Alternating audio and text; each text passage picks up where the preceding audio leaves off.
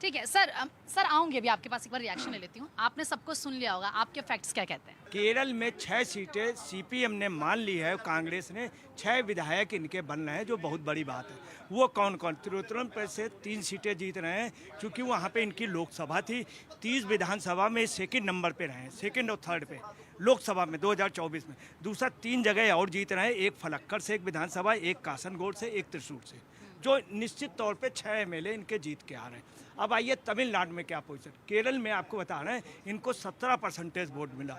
चौंकाने वाली बात यह है कि वहीं पे कम्युनिस्ट पार्टी को 26% वोट मिला। कम्युनिस्ट पार्टी का वोट जो है वो कम हो रहा, चूंकि लगातार 3 बार इनकी सरकार, इस बार और कम होगा? हाँ, 5% निश्चित तौर पे कम हो रहा। अब वो 5 मिलेगा किसको? अगर वो बीजेपी को 5 में 3 मिल जाता तो दोनों का परसेंटेज बराबर आ जाए, मगर कतई ऐसा नहीं कि सीपीएम और बीजेपी का वोट ऑफ परसेंटेज बराबर होगा। मगर बीजेपी लगभग 30 विधानसभा सीटों पे ही फाइट करेगी, क्योंकि बीजेपी ने लास्ट में क्या किया, 30 विधानसभा में केंद्रित अपने को किया, मगर इसका रिजल्ट बहुत बुरा होगा कांग्रेस के लिए। दूसरी आपको, कांग्रेस भी अपनी जिंदगी में इंदिरा गांधी अपने जीते जी तमिलनाडु में जीत नहीं पाई। तो कुल मिलाकर के ये है कि बीजेपी के वहाँ पे खाते खुलेंगे, एक अच्छी उपस्थिति होगी। सरकार नहीं बनेगी। सरकार ठीक है, अभी ठीक है। क्या सर, क्या लगता है, क्योंकि साउथ को कोशिश तो कर ही रहे हैं, हम देख रहे हैं प्रधानमंत्री नरेंद्र मोदी वहाँ पर जाते हैं, उनके लोगों से जब मिलते हैं तो उन्हीं की भाषा में बात करने की कोशिश करते हैं, अपने संबोधन की शुरुआत करते हैं। इन चीज़ों का, छोटी छोटी ऐसी बहुत सारी चीज़ें, इनका असर होता है? और क्या वाकई जब इलेक्शन होते हैं तो क्या वोटों में वो तब्दील हो पाता है? तो बना कम। तो सबसे इम्पॉर्टेंट चीज़ क्या है कि बीजेपी हमेशा दूरदर्शी प्लान बनाती है, वो कभी भी परजेंट या शॉर्ट टर्म पर प्लान नहीं करती। इसका एग्जांपल आपको अभी जस्ट बिहार से देता हूँ। बिहार में ये चाहते तो 29 तारीख के बाद भी सीएम चेंज कर सकते थे, क्योंकि सीएम जो नीतीश कुमार इतना बड़ा फेस है, पिछले 20 सालों से सीएम बने हुए थे, उनको एकाएक हटाना तो कंफर्म था, लेकिन हटना, और वो भी तमिलनाडु और आपका वेस्ट बंगाल के इलेक्शन से पहले इसका इम्पैक्ट पड़ सकता था। इसके बावजूद बीजेपी ने प्लान एग्जीक्यूट किया और जो उनके डिप्टी चीफ मिनिस्टर थे उसी को दिया। तो ये लंबे तरीके से सोचते हैं। यही चीज़ केरलम हो या तमिलनाडु हो, तो यहाँ पर इनको सरकार तो नहीं बनने जा रही है, लेकिन केरलम में तकरीबन 10 से 11 सीट इनको मिलने की पूरी संभावना है, जिसके कारण लेफ्ट और कांग्रेस जो वहाँ अभी गुत्थम गुत्थी कर रहे, दोनों मिलकर सरकार बनाएंगे। तब पता चलेगा कि केरला में जो अभी लेफ्ट और कांग्रेस आपस में लड़ रहे हैं, मर रहे हैं, और केरला में लड़ते हैं लेकिन जाके सेंटर में और वेस्ट बंगाल में एक हो जाते हैं। अब ये केरल में भी एक होने वाले हैं। हाँ, और जो उसके बाद जो सेकेंड इशूज़ है तमिलनाडु में भी 5 या 10 बीजेपी के एमएलए आएंगे, लेकिन जो सरकार बनेगी वो मोस्ट प्रोबेबली एनडीए की बनेगी, क्योंकि जो 10 सालों का एंटी इनकम्बेंसी है डीएमके के खिलाफ, उसका कुछ पोर्शन एआईडीएमके लेगी, उसके बाद विजय लेगा और कुछ ना कुछ बीजेपी लेगी। तो बीजेपी दक्षिण में शुरुआत कर चुकी है, अगले 5 से 10 सालों में किला भी फतह करेगी। ठीक है सर, क्योंकि अभी हमने सुना किस तरीके से सर की तरफ से भी कहा गया, थोड़ी मुश्किलें तो हैं, लेकिन अमर सर तमाम आरोप सीधा सीधा बीजेपी पे लगा रहे थे। कह रहे हैं आप लोग करते क्या हैं, और सीधा सीधा ये कह रहे हैं कि इलेक्शन कमीशन को लेकर फिर से आप लोगों को घेर रहे हैं। तो मतलब क्या ये मान ले कि वो ये सोच रहे हैं कि उनका तो खाता खुलने वाला नहीं है, और अगर ऐसा होता है तो इसके पीछे इलेक्शन कमीशन होता है, या फिर वेस्ट बंगाल को लेकर क्या कहेंगे? देखिए, अभी जो इलेक्शन कमीशन के ऊपर जो साहब जी ने जो टीका टिप्पणी करी, मैं उससे बता दूं, जब इनकी ही राहुल गांधी जी की बहन जी जब लड़ने गई वायनाड से और बहुत भारी मतों 3.5 लाख वोटों से ऊपर जीती, तो क्या वो कैसे जीती?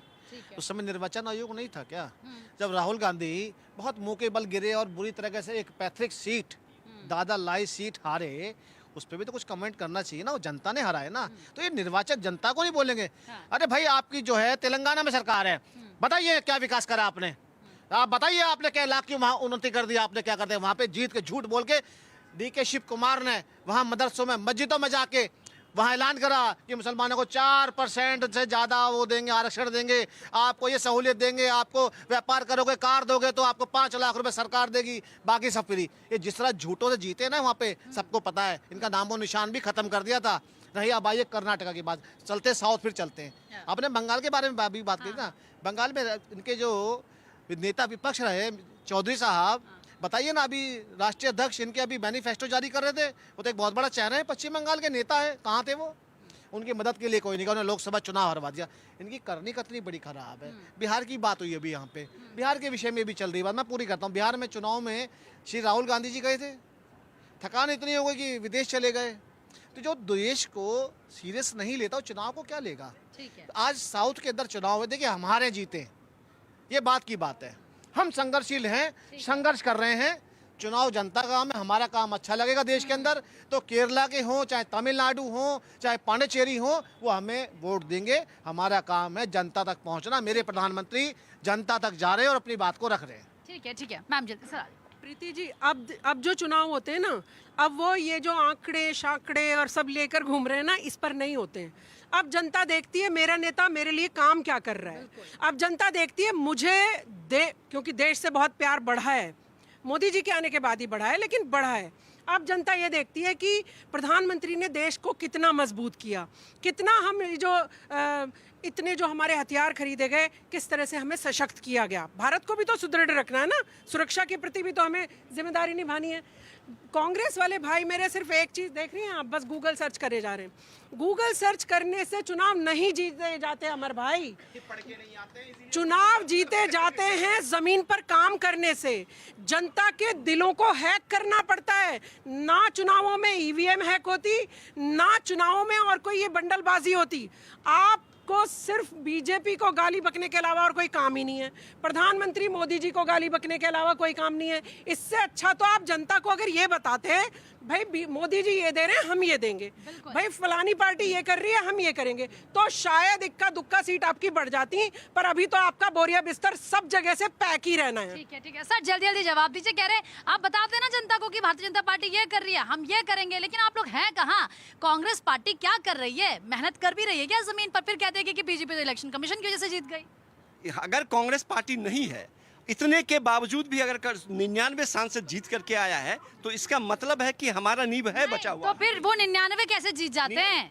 तो मैं वही तो कह रहा हूँ, इतने के बावजूद भी अगर 99 सांसद जीत अच्छा, इतने के बावजूद जीत जाते हैं। इतने के बाद भी अगर आप देख लीजिए, आप देख लीजिए, अच्छा एक मिनट प्रीति जी, हमारे कांग्रेस के प्रवक्ता बहुत अच्छे मित्र हैं हमारे, हाइट भी ठीक है माशाल्लाह, बॉडी भी ठीक है।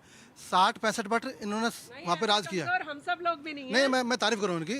60-65 वर्ष इस देश में आज़ादी के बाद में राज किया कांग्रेस ने। तो क्या चुनाव आयोग इनकी मुट्ठी में था, सीबीआई की मुट्ठी में थी? तो ये पहले तय कर लें कि एक सत्ताधारी कांग्रेस ने वर्षों वर्ष यानी कि 5 दशक तक 10 दशक तक राज किया है, तो क्या कांग्रेस को भाजपा को नहीं आने दिया या और पार्टी को नहीं आने दिया, सबको दबा कर रखा, आपातकाल लगा दिया, तो क्या इन्होंने उसका इस्तेमाल किया था? अब आ जाओ बात कि कहानी क्या है। राहुल जी को सपना आया था 1924 में कि मैं भारत जोड़ो यात्रा करूंगा और मोहब्बत की दुकान खोलूंगा। अब सब सपने होना आना बंद हो गए या सपने नहीं देख रहे हैं वो, उनको सपना देना चाहिए कि अब मैं एंड की कगार पे हूँ और मैं कब आगे आऊँगा। तो उनका सपना अब खत्म हो गया है, कांग्रेस दिशाविहीन है। आज मोदी जी के नेतृत्व में देश मजबूत हुआ है।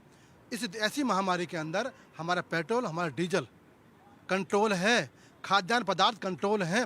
हाँ कुछ दिक्कत है, उससे अछूता नहीं है दुनिया, लेकिन राहुल गांधी जी गांधी नाम का कब तक इस्तेमाल करते रहेंगे? आप आओ ना मैदान में, किसने मना किया है? ये लोकतंत्र, हिंदुस्तान दुनिया में एक लोकतंत्र पर्व मनाता है, उस पर्व में बैठो, आप डालो अपनी आहुति विकास की, डालो अपनी आहुति अपने कार्यों की, डालो अपनी अच्छाई की आहुति, और जीता किसने मना किया है?